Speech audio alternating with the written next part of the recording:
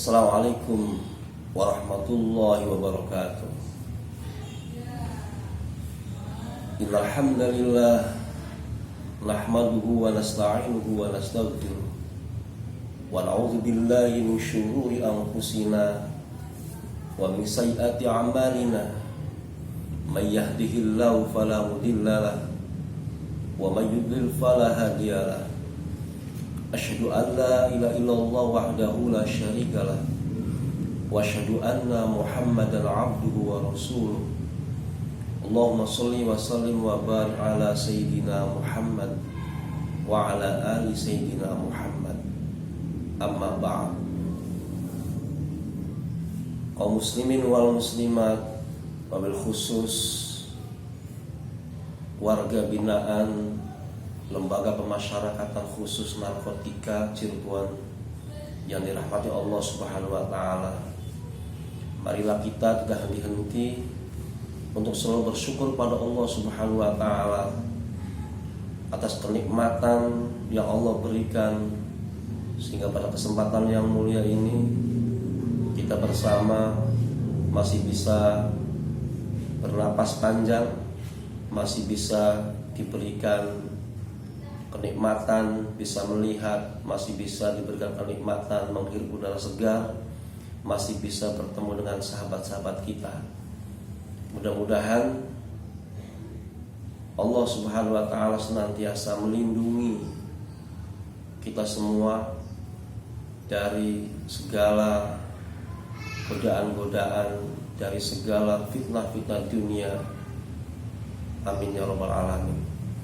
Salawat dan salam semoga senantiasa selalu tercurahkan kepada junjungan kita Nabi besar Muhammad SAW beserta keluarganya, para sahabatnya, para pengikutnya, termasuk kita semua sampai akhir zaman. Amin ya rabbal alamin.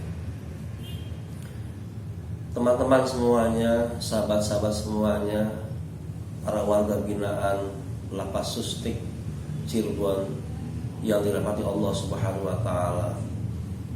Pada kesempatan ini saya ingin sedikit mengulas tentang permasalahan taubat.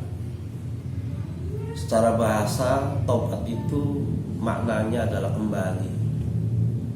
Artinya orang yang bertobat itu adalah orang-orang yang menginginkan kembali kepada jalan yang benar, kepada jalan yang digariskan oleh Allah Subhanahu wa taala dalam Al-Qur'an dan sunnah Rasulullah SAW.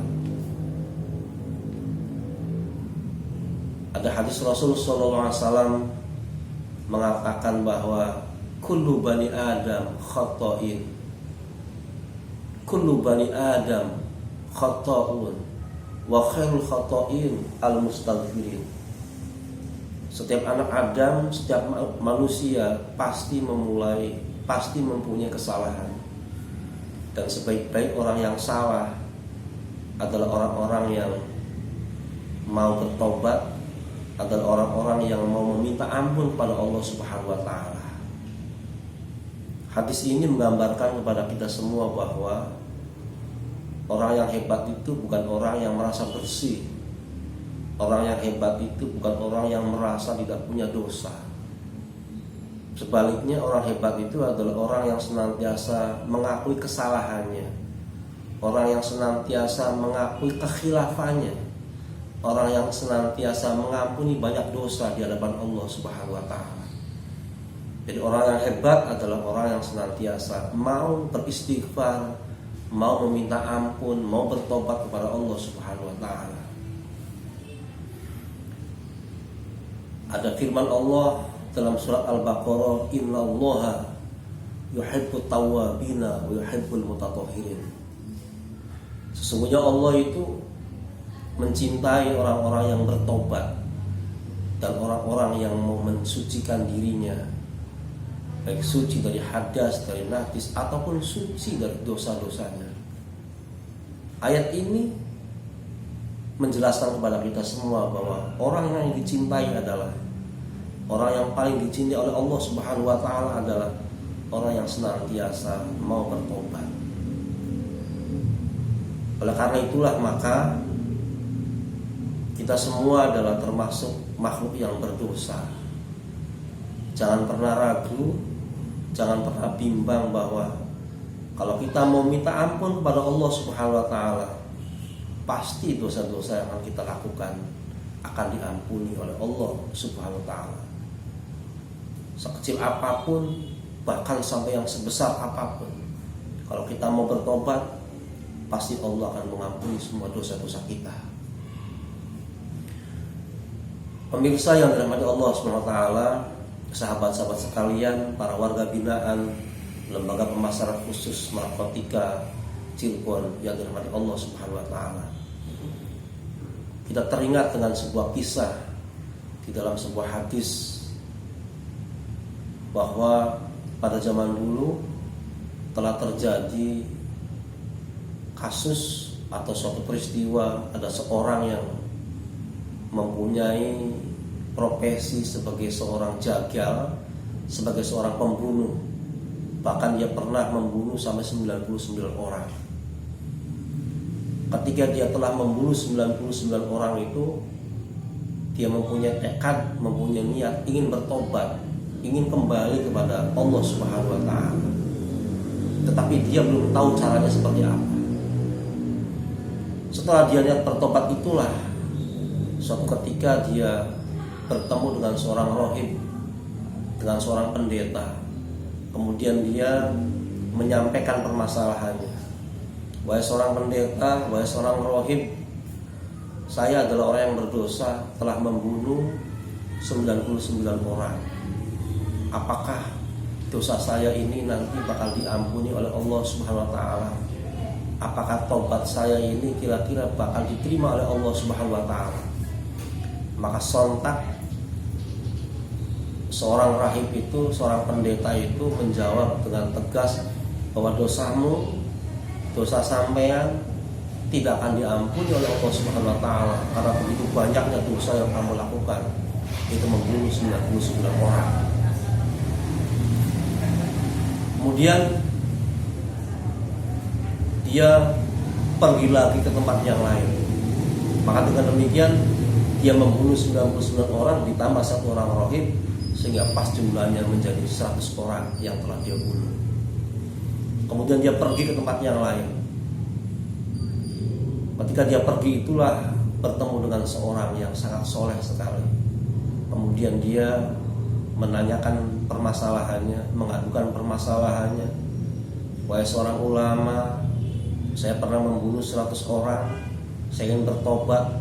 Kira-kira tobat saya ini bakal diampuni oleh Allah Subhanahu wa taala atau tidak?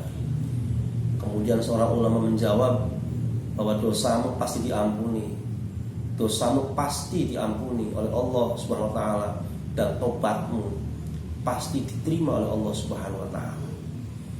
Kemudian seorang ulama itu menunjukkan kepada seorang jagal itu agar pergi, agar hijrah ke suatu tempat di mana tempat itu nanti banyak orang-orang yang soleh, banyak orang-orang yang rajin beribadah kepada Allah Subhanahu wa taala.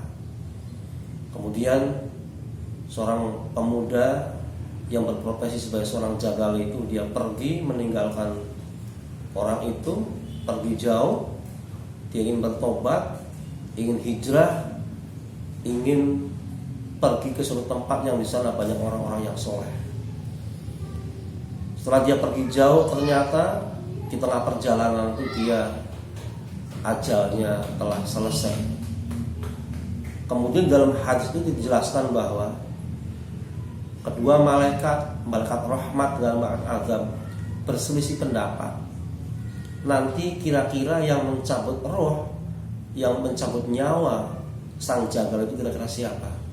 Apakah malaikat rahmat atau malaikat azab? Kata malaikat rahmat, orang ini harusnya saya yang mencabut, karena dia bertobat. Tobatnya adalah tobatan nasuha, bersungguh-sungguh.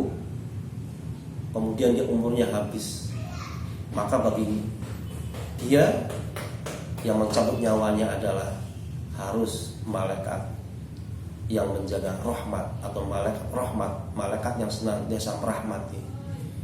Kemudian dijawab lagi oleh malaikat azab, malaikat yang bagian menyiksa itu. Dia mengatakan bahwa orang ini adalah seorang jagal, yang pantas bagi dia yang nyabut adalah malaikat azab, karena dia walaupun bertobat tapi dia belum pernah berbuat kebaikan sama sekali. Maka dia harus dicabut nyawanya oleh malaikat azab. Kedua malaikat azab dan malaikat rahmat itu berselisih pendapat, berdiskusi panjang, sehingga Allah Subhanahu wa taala menurunkan seorang malaikat ya, yang menyerupai manusia atau yang menyerupai makhluk lain barangkali, untuk menengahi kedua malaikat ini. Kemudian utusan Allah itu menengahi perselisihan di antara kedua malaikat itu, bahwa orang ini harus diukur ketika dia mati di mana. Tempat dia mati dengan tempat yang dituju, tempat kebaikan, tempat hijrah yang baik itu, dengan diukur lagi dengan tempat yang ia tinggalkan. Setelah itu kedua malaikat itu bersetuju bahwa harus diukur dia mati di mana, mengukurnya kira-kira lebih dekat mana ketika dia mati menuju ke tempat hijrah, atau jaraknya mati antara tempat dia mati dengan tempat yang ditinggalkan itu lebih jauh atau lebih dekat. Kemudian diukur bareng-bareng, ternyata tempat dia mati lebih dekat daripada tempat yang dia tuju, daripada tempat yang dia tinggalkan. Maka dengan demikian, hadis ini memberikan pelajaran kepada kita semua bahwa sebesar apapun dosa yang kita lakukan selama ini, kalau kita benar-benar bertobat, kalau kita benar-benar minta ampun pada Allah dengan sungguh-sungguh, Allah pasti mengampuni dosa dan Allah pasti menerima tobat kita. Asal syaratnya satu, menyesali perbuatan-perbuatan yang dulu pernah dilakukan. Perbuatan maksiat yang pernah dilakukan harus disesali. Yang kedua adalah berniat untuk tidak mengulangi perbuatan-perbuatan maksiat itu. Kemudian yang ketiga adalah jangan lupa memperbanyak amal soleh untuk menutupi amal-amal yang tidak baik itu.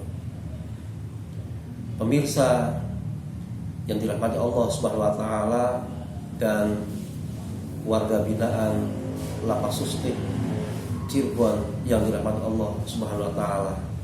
Maka dengan demikian, dari cerita tadi, dari kisah tadi, bisa diambil sebuah kesimpulan bahwa pertama, di dalam hidup tidak boleh berputus asa.